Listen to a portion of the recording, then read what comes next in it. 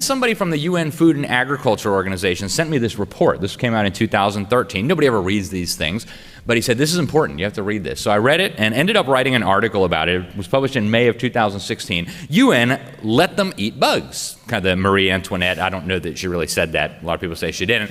But the report was about how they're going to make us eat bugs. How meat and chicken and traditional agriculture were not sustainable. And the food of the future was going to have to be creepy crawlers. And they actually have a big section in the report about, those Westerners, they're pretty picky with their food. They're not really going to want to eat bugs. We're going to have a major propaganda campaign. We'll use state-funded media, and we'll use government indoctrination centers masquerading as schools to get them used to the idea of eating bugs. And so I reported all this over 10 years ago. And then along comes Joe Biden. With regard to food shortages, yes, we did talk about food shortages. And it's going to be real. It's going to be real, right?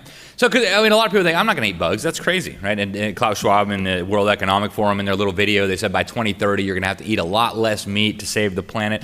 So how are they going to get people to eat bugs? Well, a combination of propaganda, indoctrinating children, and making you very, very hungry. And what you'll find as you look at these policies is every single one of the national and state and local policies traces directly back to various UN and World Economic Forum programs like Agenda 2030. Agenda 2030 was signed by every national government in the world in 2015. On behalf of the United States, Barack Obama called it an executive agreement.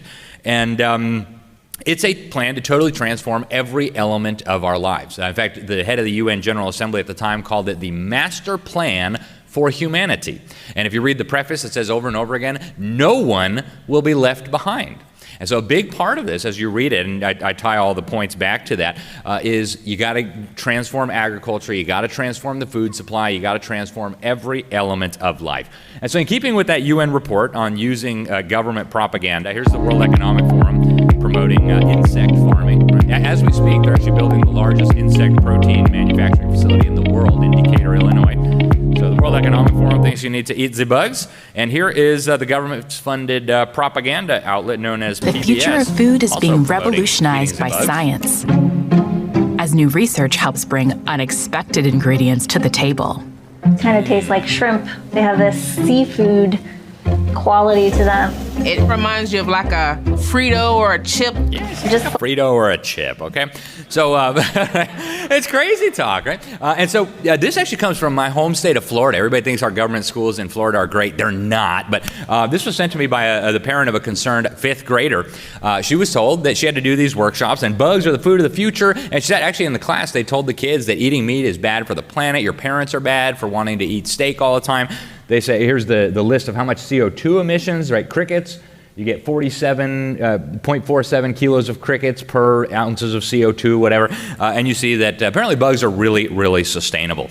The government knows quite a bit about eating bugs. Turns out it's very, very unhealthy. I pulled these right out of the National Library of Medicine 2017 study funded by the government. Said that the chitin in bugs, the exoskeletons, will provoke human innate immunity to generate a deluge of inflammatory cytokines which injure organs and in persistent situations lead to death, multiple sclerosis, systemic lupus, and cancer. Sign me up, right? So the goal, folks, is not to save the planet. It's not to save the climate. Like the revolutionaries used to say back in the 60s, the Students for a Democratic Society, the issue is never the issue.